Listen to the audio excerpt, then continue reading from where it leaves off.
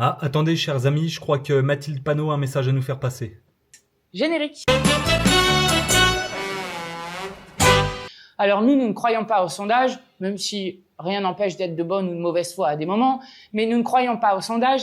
Et je vais vous dire que l'ambiance s'est encore un peu réchauffée cette semaine, puisqu'il y a eu un sondage au Doxa qui est paru, qui met Jean-Luc Mélenchon en dynamique à plus 4 points, donc à 16%.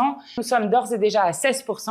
Ça veut dire que nous sommes extrêmement hauts et qu'il y a une très forte dynamique autour de la candidature de Jean-Luc Mélenchon. Alors j'ai une petite question, t'es conne à plein temps ou tu te reposes le week-end? Alors tu dis que tu crois pas au sondage, mais là bizarrement il y a un sondage qui dit que Mélenchon a pris 4 points, du coup tu crois au sondage. Alors en fait tu crois juste pas au sondage qui disent que Mélenchon est en train de se rétamer la gueule. Je me demande, les filles, si vous êtes là juste dans le décor pour le spectacle, ou si vraiment vous avez des vraies valeurs. Parce qu'en l'espace quand même de 15 secondes, t'arrives à te contredire. Ça c'est balèze.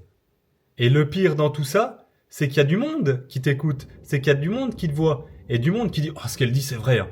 En fait, ce qui est bien, c'est qu'avec vous, les autres partis n'ont pas besoin de faire de com. La com, vous la faites pour eux.